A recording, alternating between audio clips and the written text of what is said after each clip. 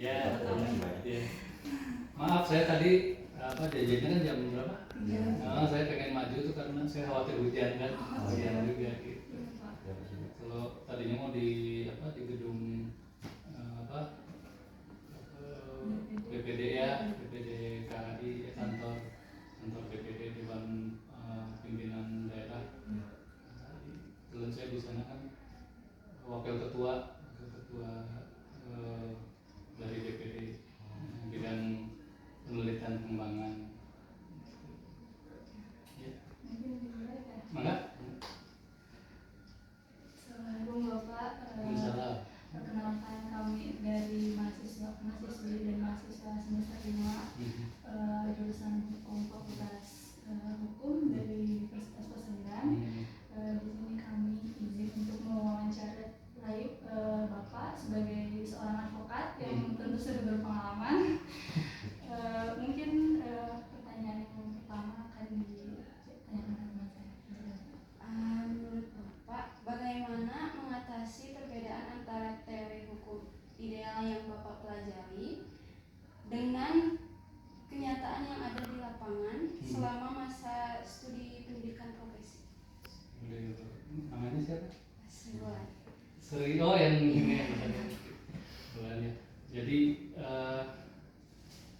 kalau kita belajar hukum sebenarnya banyak sekali ilmu hukum atau teori-teori hukum gitu ya, yang memang menunjang sekali untuk profesi kita. Karena ada orang yang bilang bahwa teori sama praktik itu berbeda. Sebenarnya yang menjalankannya itu sebenarnya. Gitu. Pada prinsipnya justru dengan adanya teori itu membuat jalur kita itu lebih sesuai dengan apa yang harus kita kerjakan dalam hal-hal tertentu gitu memang, dan memang harusnya seperti itu gitu. Karena kan teori ini muncul karena dari praktek juga gitu. Kemudian dia diteliti kemudian menjadi satu teori gitu. Termasuk juga persoalan di profesi advokat gitu ya. Ya, pada intinya memang ya teori harus mendukung di prakteknya gitu. Terus bagaimana mengatasi perbedaannya, Pak? Perbedaan teori seandainya ada dalam teorinya kan dalam teorinya itu masyarakat itu harus mendapat pemahaman hukum ya, harus paham hukum dalam teorinya, mendapatkan hak yang sama, mendapatkan equality before law, kedudukannya yang sama dalam hukum. Tapi pada prakteknya kita sering ketemu ya, contoh lah yang paling dekat terakhir kasus Peggy ya, kasus Peggy itu dia orang awam nggak tahu apa-apa, kulit bangunan, tiba-tiba ditangkap jadi tersangka. Kan secara praktiknya kok begini, nah itu ada gap ya, gap antara kalau teorinya Dassault dan Dasein gitu ya, ada gap. Kalau Dasein apa? Dasein itu fakta di lapangan. Ya, yang terjadi, sedangkan Dassault seharusnya gitu yang idealnya seperti itu. Nah itu idealnya kan Peggy nggak bisa langsung ditangkap, contohnya seperti itu ya. Peggy nggak bisa langsung diambil kemudian jadi tersangka, dia harus diperiksa dulu. Sebelumnya katanya kejadian di 2016 ya, kan udah tahu kasus Vina ya? Ya. Mengikuti nggak kasus Vina? Ya kan? Nah di 2016 kok tiba-tiba terungkap di 2024, kemudian dia bisa jadi tersangka karena ada informasi dari orang kesurupan ya. Ya kan gitu kan. Nah itu di prakteknya kebanyakan seperti itu, makanya harus ada orang yang memperjuangkan haknya gitu. Siapa orang itu ya, salah satunya advokat. Harusnya kan cukup di aparat penegak hukum, tapi pada prakteknya aparat penegak hukumnya juga kacamata kuda kan gitu. Itu kurang lebihnya seperti itu. Bagaimana dalam program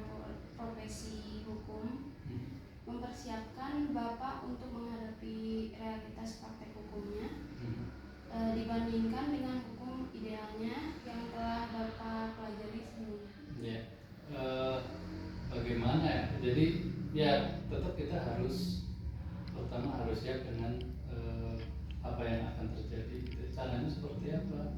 Kalau saya ini kan profesi hukum advokat ya, khususnya advokat. Kalau saya lebih senang di-upgrade di kampus gitu kan. Kenapa saya kemudian diem di sini kemudian jadi instruktur ya? Nah, itu karena ilmu di kampus itu dia bisa lebih cepat ya gitu. Kemudian kita mengajarkan kembali jadi nggak lupa. Nah, upgrade-nya di situ. Kalau saya mungkin ada teman-teman yang lain dia lebih senang berpraktek terus gitu ya, praktek, tapi juga mereka juga ikut apa untuk upgrade-nya pelatihan-pelatihan dan sebagainya gitu. Termasuk kita dalam satu momen misalkan sebulan sekali kita tukar informasi, diskusi-diskusi gitu. Nah itu di situ upgrade. Nah itu supaya bisa mengejar itu ya, gitu, mengejar apa sih hal-hal yang kita tidak tahu tapi ini sudah ada gitu ya, aturannya baru dan sebagainya. Itu kita harus tentunya berlihat gitu. Selama Bapak menjadi advokat, ada tantangan dalam menyeimbangkan antara harapan ideal dengan realitas yang ada di dalam profesi. Bagaimana Bapak mengatasinya? Ya banyak, tantangan pasti banyak. Jangankan apa namanya, ya hal-hal yang kecil gitu ya, hal yang besar. Kadang-kadang kita ketemu klien, punya klien gitu ya, klien kan mindsetnya beda-beda. Ada yang pengen menang, ya, ada yang puas dengan hal yang dia capai gitu ya, atau misalkan untuk balas dendam misalnya, gitu ya. Kadang-kadang banyak yang banyak persoalan di situ. Nah, contohnya yang pengen menang, kadang-kadang gitu Pak, saya ini sudah rugi, misalkan sudah rugi sekian ratus juta nilai, tapi saya ingin menang, gimana caranya Bapak bantu saya? Ada yang seperti itu. Atau misalkan orang yang diduga tipu, kan tetap kita harus bukan harus secara konstruksi kita bisa dampingi dia, dampingi untuk kegiatan hukum. Yang dibantu itu kan seharusnya haknya dia. Maling sekalipun, penjahat sekalipun, yang kita bantu adalah haknya supaya misalkan dihukum sesuai dengan kesalahan. Ya, nah, ada juga kadang-kadang ya udah manipu gitu ya, dia seolah-olah nggak mau disebut penipu, merasa bener aja gitu, itu yang repot. Kadang-kadang bukti-buktinya itu dia sembunyikan, fakta-faktanya dia sembunyikan, tahu-tahu pada saat kita dampingin baru tahu dari polisi, wah ini begini, faktanya ini, buktinya begini. Dan nggak juga, itu kendalanya ketidakjujuran itu kan. Kalau kita memberikan jasa bantuan itu kan aset, kepercayaan, tidak semata-mata Bapak sudah dikontrak sama saya sekian rupiah misalnya, sekian nilai dengan nilai sekian rupiah, Bapak harus bela saya. Nanti dulu apa yang harus dibela, perbuatannya kah atau haknya, hak hukumnya. Nah kita bela adalah hak hukum. Itu kurang lebihnya.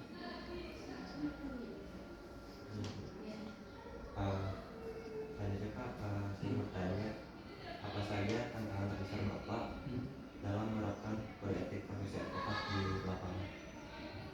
Banyak juga, gitu. Kadang-kadang pertama itu klien ya, dari klien-klien itu ada istilah musuh yang paling utama dari seorang advokat adalah klien itu sendiri. Itu tadi karena tidak terbuka, bisa menjerumuskan advokat dengan bukti yang ini, seolah-olah advokatnya yang bohong, gitu. Padahal dia yang berbohong, gitu. Makanya itu yang tantangannya adalah harus menggali benar, gitu. Yang pertama. Terus kemudian tantangan yang lain dari rekan sejawat sesama advokat. Kadang-kadang yang berantem kliennya misalkan siapa? Reza, pengacaranya ini siapa? Zaki, biasa pengacaranya Zaki, saya pengacaranya Ulan ya. Terus kita masuk ke pengadilan nih, itu bisa terbawa suasana emosi mereka kadang-kadang gitu ya. Jadi yang harusnya musuhan ini mah klien-klien gitu, ini advokatnya ikut. Nah itu tantangannya. Kemudian ada hal-hal yang lain juga yang yalah apa pengen gitu tadi, pengen menang kasusnya, bukan pengen keadilan, kan beda. Pengen menang sama pengen keadilan tipis gitu. Tapi kita harus merekonstruksi dulu. Pengen menang gimana caranya Pak? Ada nggak orang dalam dan sebagainya, itu yang bahaya ya. Celaka kalau kita ngikutin arus itu. Ini kita udah buat konstruksi nih pada saat konsultasi, oh kita catat, kemudian nah persoalan Bapak adalah ini, aturannya begini, Bapak harusnya seperti ini. Kadang-kadang kan ada yang bersandingkan itu, dan itu yang bahaya tuh. Lalu pertanyaan selanjutnya, selama Bapak menjadi seorang advokat, apakah selalu ada konflik di dalam diri dan moralitas Bapak sebagai seorang advokat, dan bagaimana cara Bapak menyikapi dan menyelesaikan konflik tersebut? Konfliknya gimana itu? Semisal Bapak ingin ada klien datang ke Bapak, terus Bapak tahu mungkin kasusnya itu dia sudah jelas salah dan mungkin sedikit kemungkinan untuk bisa menang, tapi dia memaksa dengan berbagai cara. Bagaimana cara Bapak menyikapi orang Ya. Oke, berarti cerita dulu awal membuat konstruksi hukum, ada namanya konstruksi hukum. Kita buat dulu nih apa yang dikonsultasikan, kemudian kita susun konstruksinya. Oh, permasalahan Bapak adalah pidana, Bapak melakukan penggelapan. Oh, masalah Bapak adalah penipuan, Bapak melakukan penipuan gitu ya. Atau oh ini Pak perdata mengenai utang piutang, jadi Bapak tetap kita harus sampaikan di situ dari konstruksi yang dia cerita. Pasti itu kuncinya ya, apa namanya ada apa namanya syarat dan ketentuan berlaku. Gitu ya. Pokoknya apa bukan itu. Ya intinya kita menyampaikan bahwa ini sesuai apa yang Anda sampaikan dengan bukti-bukti. Ya, bukti ini konstruksi seperti ini ternyata Anda masuknya bukan penggelapan, tapi ini adalah Anda wan prestasi saja misalkan gitu ya. Itu harus disampaikan, harus terbuka, tidak sesuai dengan apa yang dia sampaikan.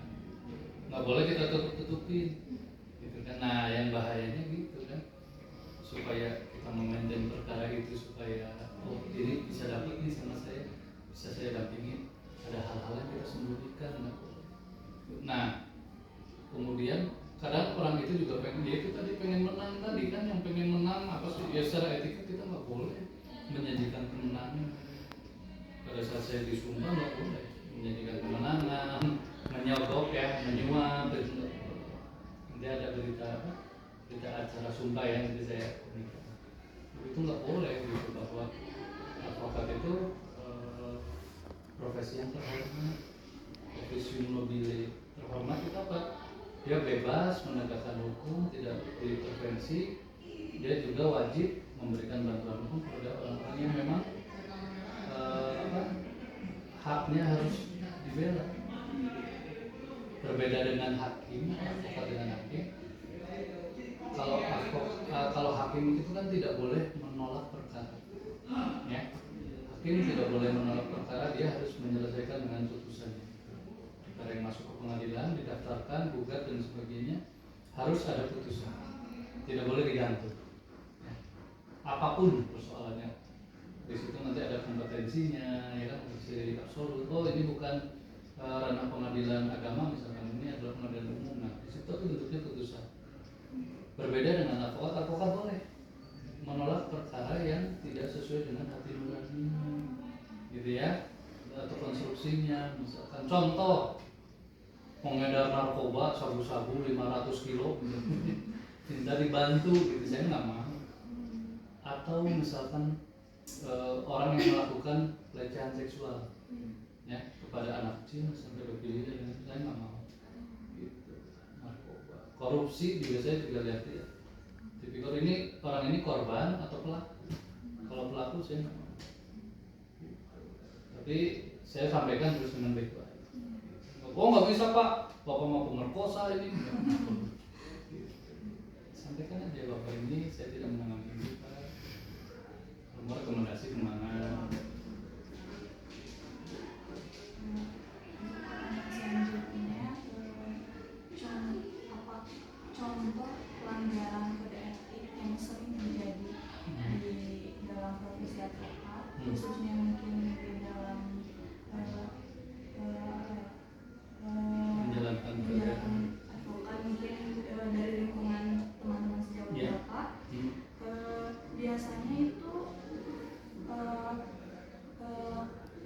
contoh pelanggarannya seperti apa saja gitu? Ya, Yang sering contohnya gini, ada beberapa ya. Seperti yang pertama, dalam menjalankan profesi kita saling sikut gitu, menjelek-jelekkan advokat lain. Misalkan, saya oh si ini mah junior saya, gampang lah ini mah, itu nggak boleh. Saya etika nggak boleh. Ya, atau ada klien punya klien nih, udah aja sama saya aja itu lawyernya tinggalin aja. Itu nggak boleh, merebut klien itu kena etika, gitu ya. Terus ya tadi ada pelanggaran etika mengenai apa?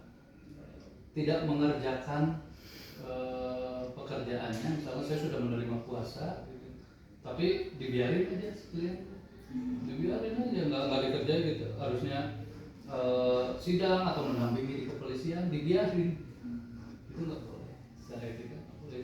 Beberapa contohnya. Apabila terjadi itu sanksinya seperti apa Pak? Ada dari peringatan sampai kemudian dia dicabut dari keanggotaannya. Ya.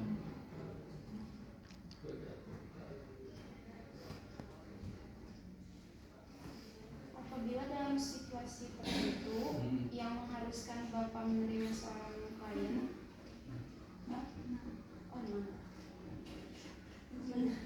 menurut pengalaman Bapak, apa saja kendala utama yang sering dihadapi oleh advokat dalam menjalankan profesi, dan apa saja faktor yang menjadi penghambat dalam profesi? Yang menjadi kendala dan penghambat ya tadi biasanya kita dapat kliennya nggak jujur, itu salah satu. Jadi itu menjadi masalah. Terus apa ya, menyembunyikan bukti, itu dalam penanganan jadi masalah. Seharusnya bukti ini muncul gitu ya, ini buat ada buktinya, atau dari aparat penegak hukum yang lain. Kadang-kadang ini mah nggak semua ya, tapi saya kok ketemu orang itu seperti itu ya. Jadi udahlah, nggak usah pakai advokat, nggak usah pakai pengacara, bapak nggak usah pakai pengacara, ibu nggak usah pakai pengacara. Soalnya kalau pakai pengacara nanti hukumannya tambah ini gitu, tambah banyak, tambah lama. Ada ketemu saya seperti ini dari aparat penegak hukum. Jadi ada pengaruh dari pihak lain juga. Ada. Atau misalkan dari itu tadi advokat yang lain udah cabut, si Pak Ibnu mah nggak benar begini misalkan, belum tahu perjalanannya apa gitu kan. Ada kepentingan juga gitu. Kurang lebih itu jadi kendala hambatannya seperti itu ya. Untuk mengatasinya ya kan kita harus apa ya, itu tadi dari konstruksi yang pada akhirnya ya kalau memang ini memang belum bisa kami dampingi gitu kan, gitu belum bisa saya dampingi ya udah sama orang yang lain kan.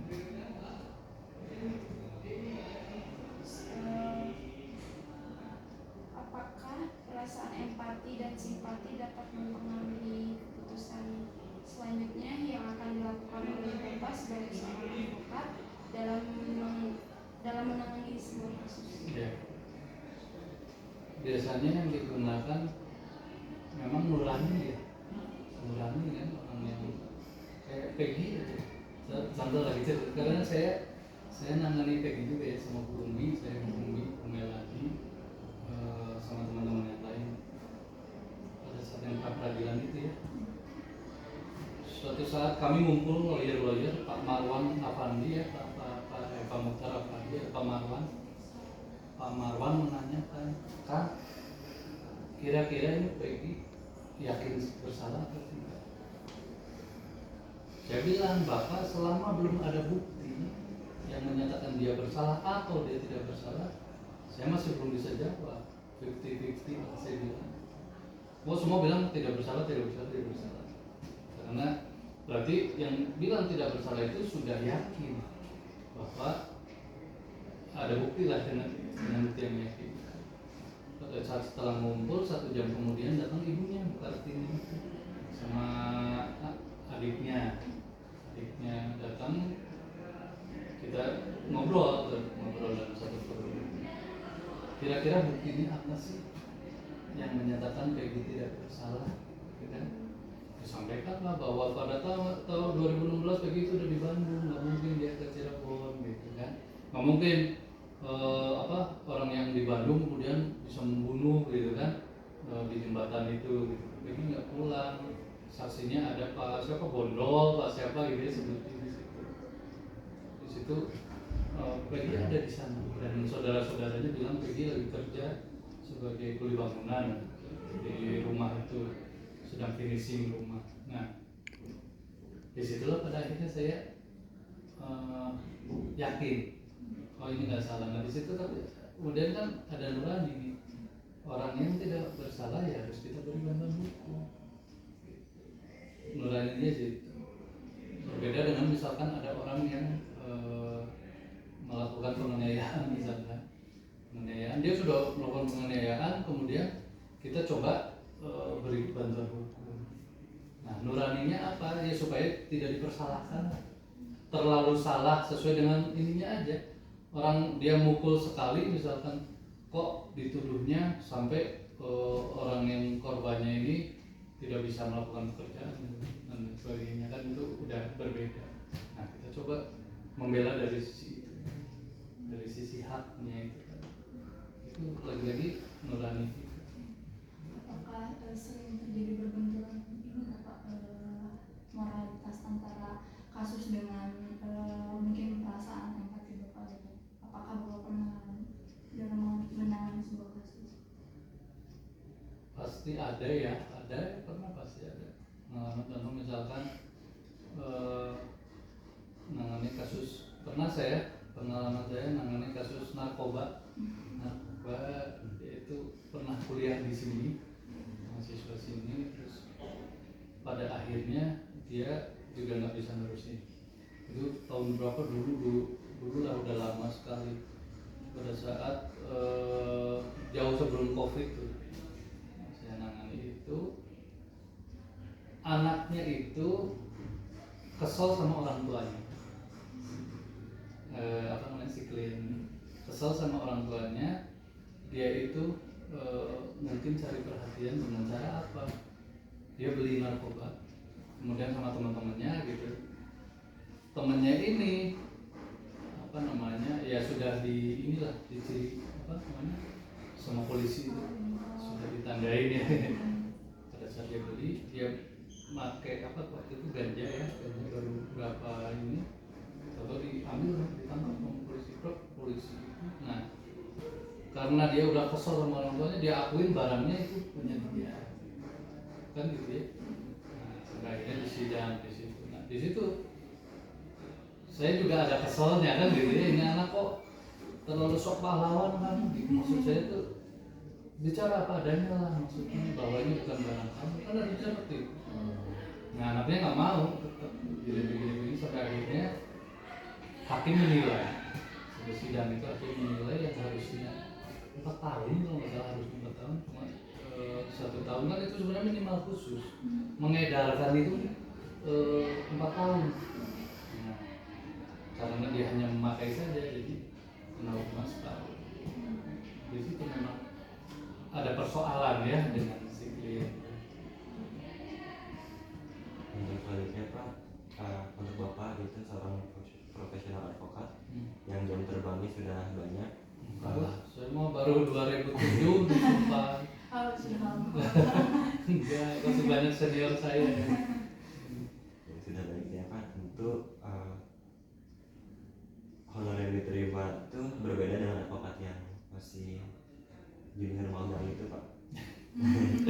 Namun Bapak juga bergabung dengan BBKH, di mana BBKH itu pelayanan hukumnya gratis.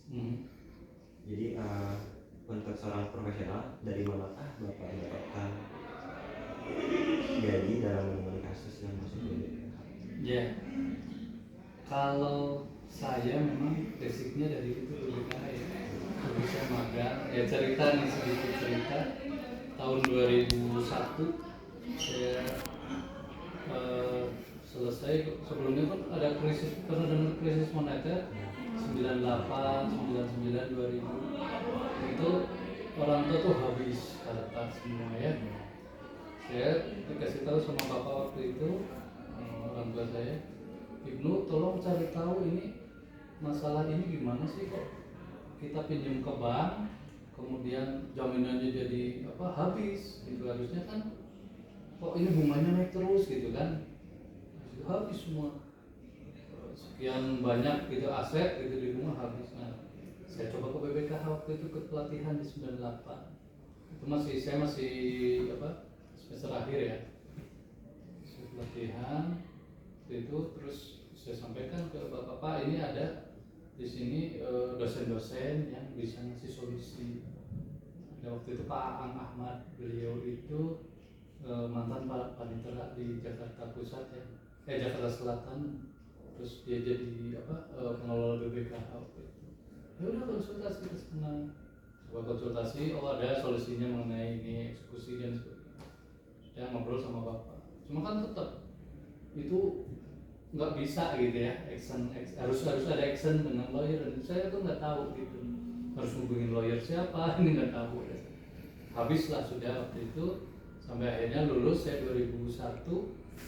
Saya ketemu Pak Erik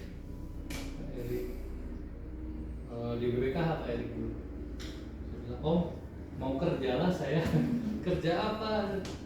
"Ya ini ikut di BBKH." "BBKH mah kerja, magang, nggak digaji, ini mah volunteer gitu." "Ibnu udah dapat kerjaan belum?" "Ya belum." Gitu.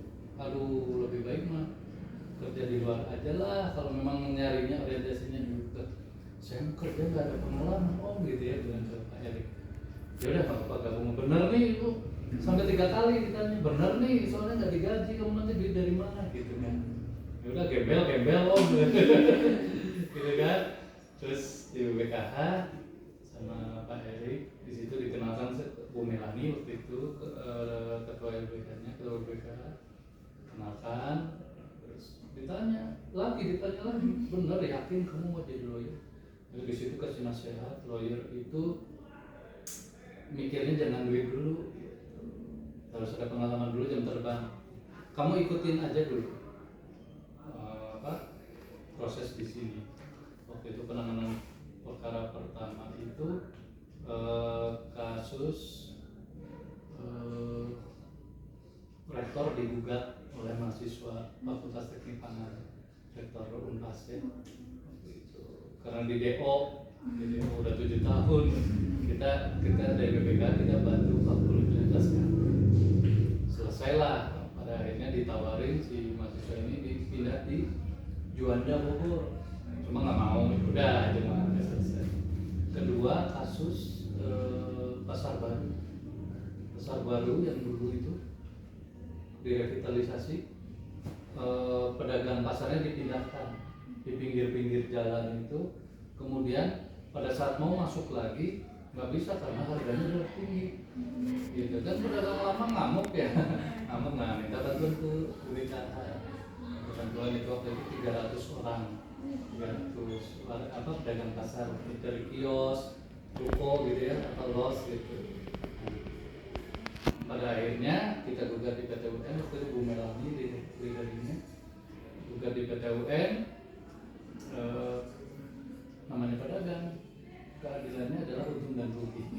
Jadi di belakang itu orang-orang Pemkot, waktu itu kita membuat Pemkot yang memberikan izin pembangunan itu, ngelobi pedagang, "Udah Bu, Ibu mah dapatnya sekian, mau nggak?" Gitu kan. Mau, ya udah, sampai akhirnya satu orang yang menggugat, jadi legal standingnya gugur kan, karena tadi 300 jadi satu orang gitu. Tapi di belakang itu sebenarnya mereka udah menang gitu loh, dengan harga yang lebih murah untuk biaya itu. Itu triknya Bu Melan itu. Yang ketiga dengan Bang Buyung di Jati Gede, Bang Buyung Nasution, Bang Buyung Nasional aku kasus Jati Gede, waduk bendungan itu.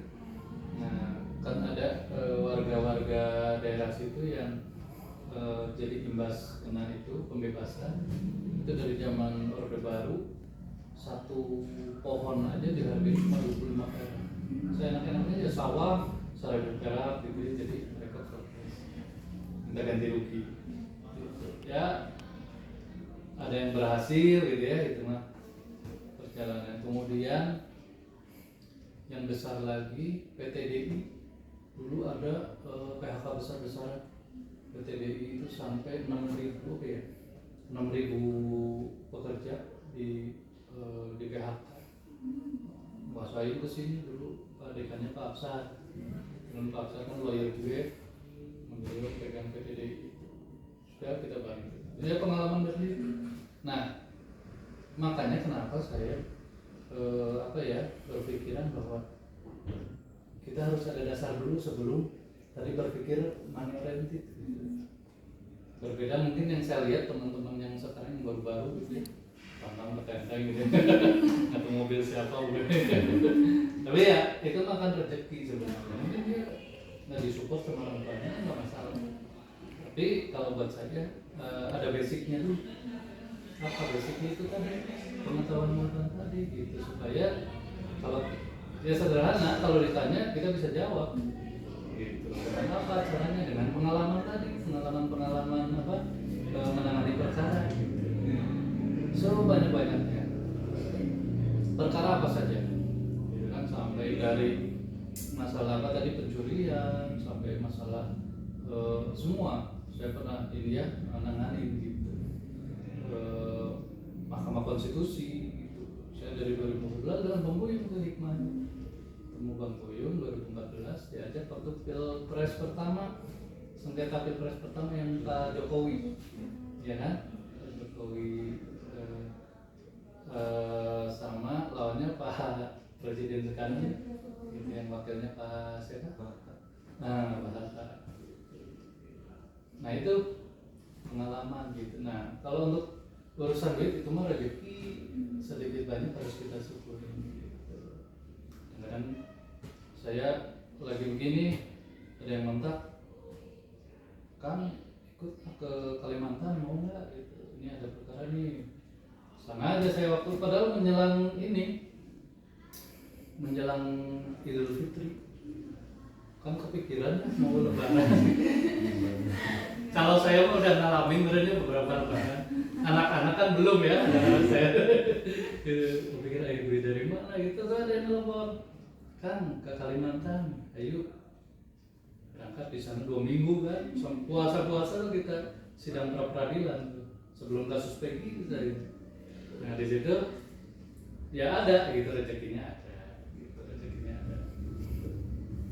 Belum lah sampai miliaran gitu enggak ya. Ya insya Allah kalau ada rezeki gitu kita syukuri sedikit banyak. Ya perjalanan itu yang membuat saya bertahan gitu. Terus setelah itu kasus Peggy itu kasus Peggy justru kita nggak dikasih duit. Peggy kan orang nggak punya gitu. Ya malah kami itu nyumbang gitu. Nyumbang artinya ya karena kan harus ada operasional buat teman-teman yang bersidang, kita nyusun dokumen itu jam 2 malam kita masih ini kan harus ada ini ya. Ya banyak yang simpati gitu, kayak siapa sih Mas Tony RM tuh ya, si pengacara yang ini dia itu dulunya bekas wartawan kan, makanya dia mengekspos di media gitu. Ya itu kalau nggak ada media nggak, kita harus bermitra gitu dengan media. Nah itu di situ ya selalu ini ya sedikit banyak harus kita syukurin, dan harus kembali lagi bahwa advokat itu harus memberikan bantuan hukum kepada orang yang mampu. Justru kewajibannya di situ, wajib memberikan bantuan hukum kepada orang yang tidak mampu. Ya, kalau orang yang mampu mungkin dia bisa bayar, kalau yang nggak mampu kan udah mah keterbatasan finansial, keterbatasan pengetahuan hukum, haknya dia nggak tahu, itulah yang wajib dibantu dengan konstruksi yang tadi ya. Ini mah udah mah orang nggak punya tapi dia main narkoba ya, wah udah keterlaluan itu. Kami malas, kalau saya sendiri malas untuk paling ngomongin aja, berhenti dulu lah. Itu Mungkin selanjutnya tentang kode etik.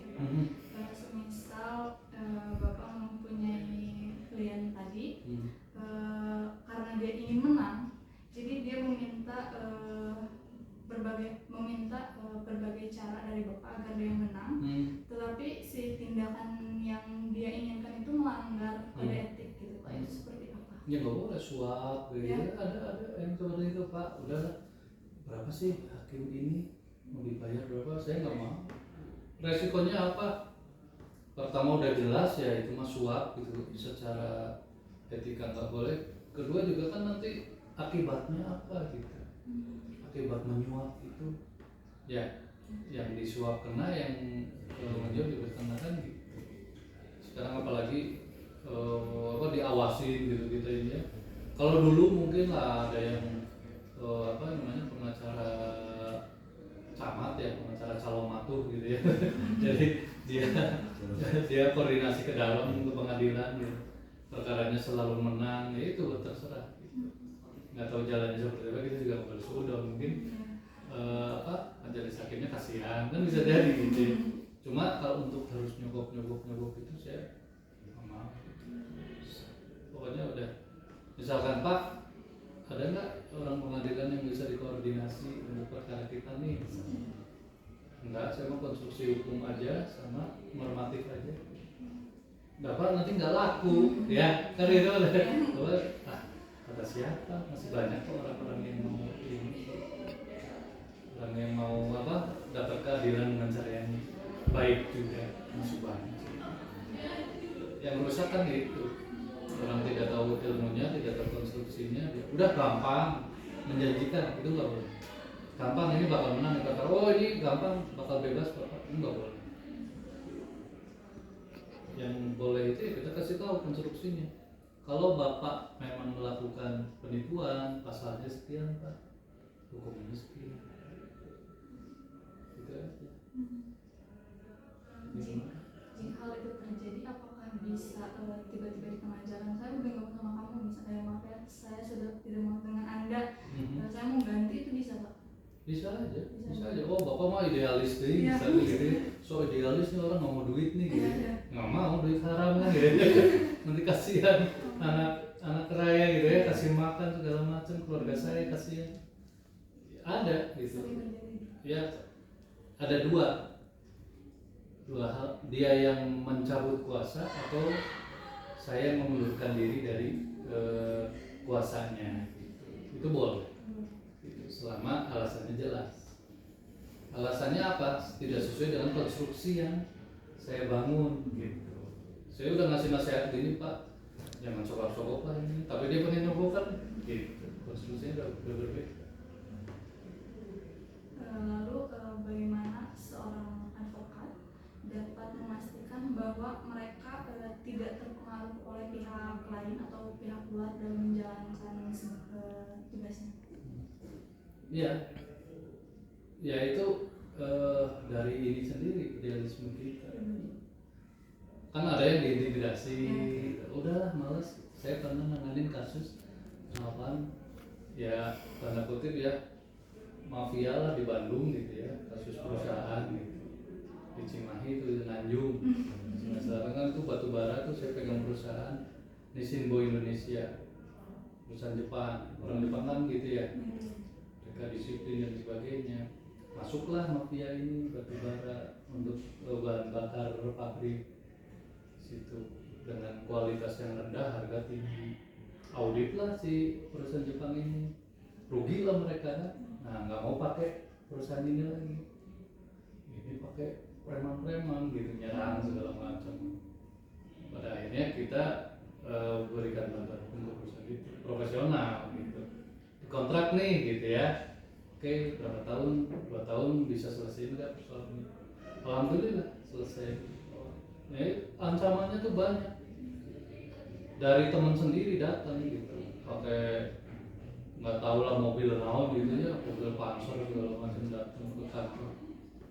Senior saya mah udah takutan gitu, karena memang dia tahu bahwa orang ini mafia penjahat gitu, si yang ada di belakang layar ini.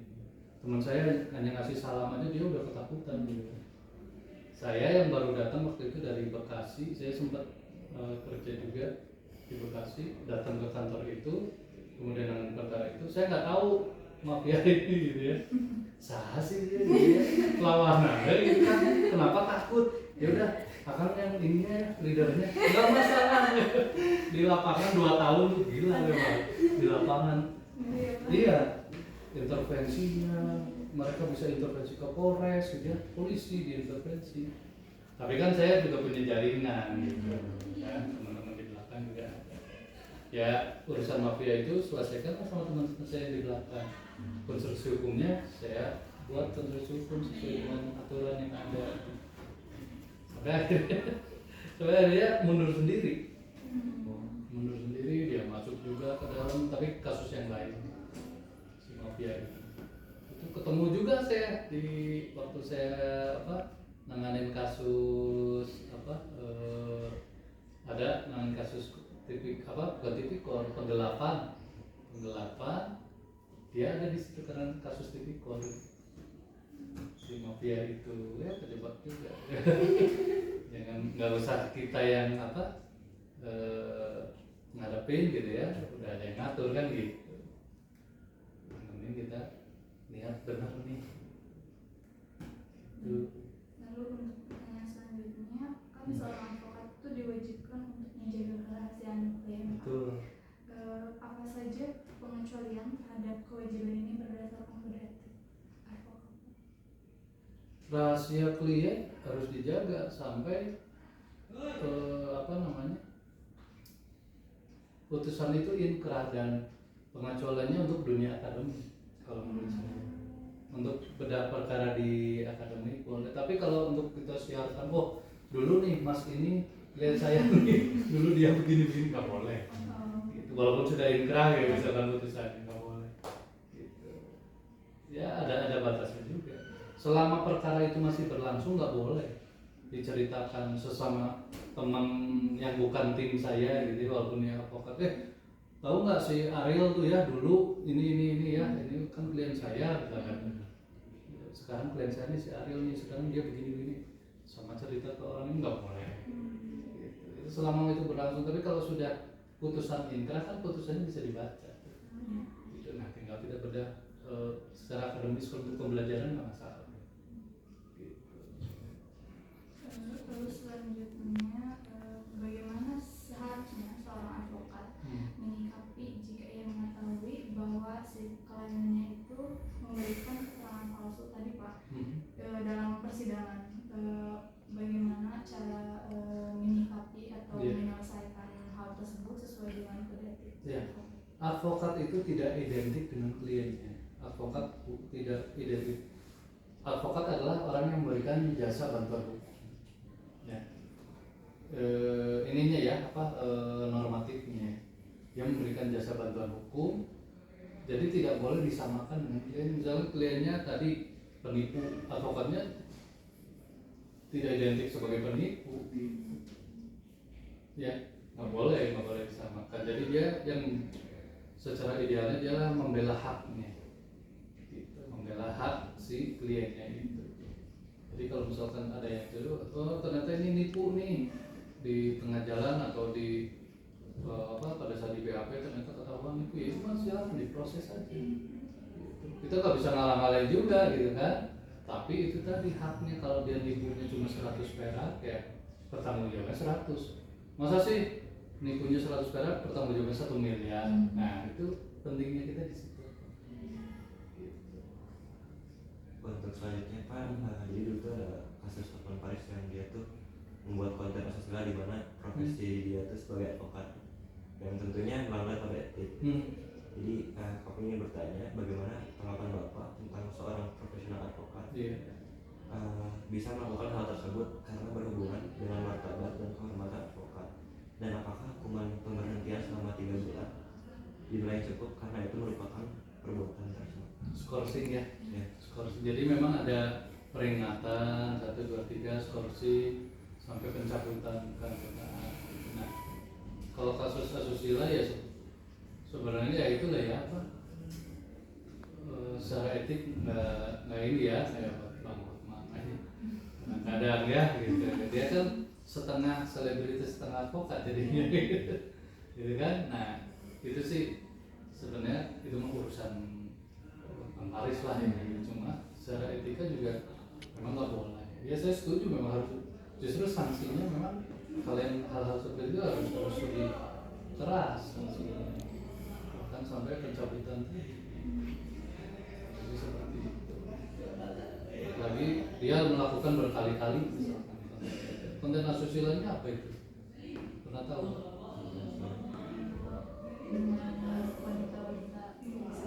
Iya, yang di Bali itu kan, nah itu ya kan sebenarnya nggak etis ya, gitu. Ya makanya dia tuh selebritis atau advokat, makanya setengah selebritis setengah advokat jadinya kayak gitu, kan gitu ya. Kalau selebritis mah seralah gitu ya, kalau advokat sih ya jangan, gitu. Harus dijaga apa namanya etikanya.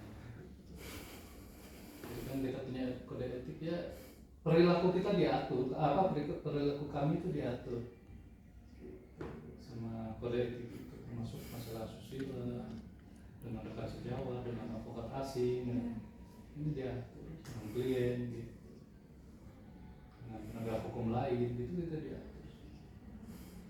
Misalnya kode etik itu. Nah, kalau hukumannya cuma misalkan 3 bulan sekorsing, kelihatannya kurang lama lah ya. Setahun misalnya tuh. Kalau setahun mungkin Bang Hotman masih banyak duitnya gitu. Nah, ini jangan macam-macam udah sama advokat miskin tuh bagaimana disekor dia macam-macam kan gitu. Oke. Selanjutnya, sebagai seorang advokat berpengalaman, apa saran utama yang Bapak bisa berikan kepada mahasiswa hukum yang bercita-cita menjadi advokat, baik dalam hal keterampilan hukum yang harus dikembangkan, pentingnya pengalaman praktis secara menghadapi tekanan, menjaga etika profesi hingga membangun jaringan profesi untuk mendukung karir mereka di masa depan? Ya, yang pertama udah jelas belajar yang benar gitu ya. Kalau kuncinya kayak Pak Dekan kan advokat juga, beliau rajin baca. Kuncinya apa? Membaca. Belajar itu membaca. Semua dia baca. Ya hal-hal yang menunjang untuk dia gitu ya, dia baca. Dan itu pun harusnya idealnya gitu seperti saya. Kadang-kadang baca juga rangkumannya aja. Ya. Harusnya rajin. Itu yang pertama. Kedua, dari sekarang kalau misalkan nih teman-teman mahasiswa sudah nanti saya mau jadi advokat, harus sudah mindsetnya itu gitu. Menumbuh kembangkan rasa ingin jadi advokat, misalkan ada yang mau jadi jaksa, menumbuh kembangkan rasa jadi jaksa, jadi belajar setiap ada hal-hal yang menyangkut masalah ini, apalagi advokat harus tertarik ke situ. Nah, caranya seperti apa? Itu tadi kan sebenarnya mahasiswa mah nggak cuma di kelas aja, praktek, ya kan?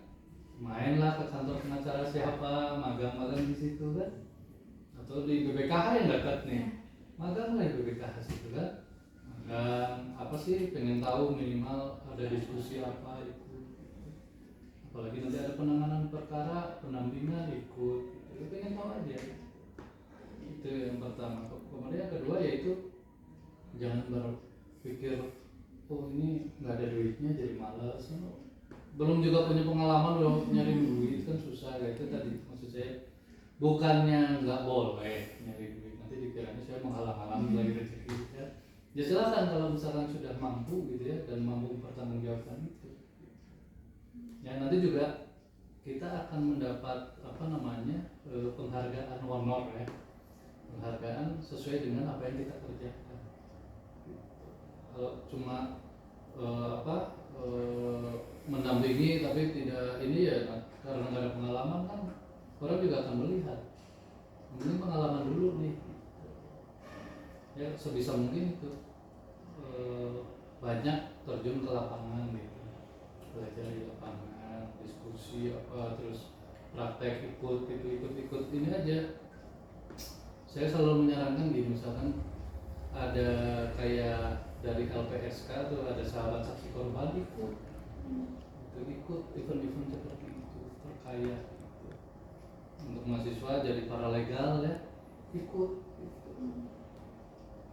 Nah, di Kumham yang mengadakan, misalkan BPKH mengadakan, ikut gitu. Kalau memang tertarik di dunia praktis supaya nanti kedepannya udah nggak kaku lagi. Saya kan begitu lulus bingung mau jadi apa gitu ya, saya pengen jadi arsitek dulu gitu kan ya kan, pengen jadi arsitek tahu-tahu jadi advokat kan gitu, karena itu tadi desakan kondisi gitu kan ya. Intinya mah kalau apa ya, kalau buat saya sih belajar sampai sekarang pun saya juga harus belajar gitu, masih banyak ilmu yang yang belum saya dapat. Teman-teman juga harus seperti itu. Mau belajar, mau berpraktek gitu, harus mau gitu. Main-main ke pengadilan, nggak ada kuliah, nggak ada ini, waktu senggang main ke pengadilan, ngobrol ajak ngobrol di situ gitu. Siapa di situ ada jaksa, yang kan jaksa tuh pakai baju coklat, ada ngobrol, bisa jadi membahas, mau ngobrol nggak masalah gitu. Pengalaman gitu, kita mau belajar ya itu. Mungkin itu pertanyaan Iya. dari kami Oke. Bapak. Terima kasih banyak. Sama-sama. Ya, Iya. paling selanjutnya kita mau Dokumentasi mana? Tapi minum aja dulu tuh. Oh iya Bapak, kami kan diminta oleh dosen mengetahui profil Bapak ya Pak. Jadi mau Kontrolnya juga boleh, nanti saya share. Ada bahan-bahan mengenai apa sih itu kode etik, kayak gitu nanti saya share juga ya, buat wawasan pengertian kode etik, terus kode etiknya ya, terus undang-undang advokat. Jadi kalau advokat itu kode etik dulu, baru lahir undang-undang advokat. Kode etik itu 2002. Sebenarnya udah ada di zaman Belanda gitu, cuma di ini kan 2002, kemudian di apa undang-undang advokat itu 2017.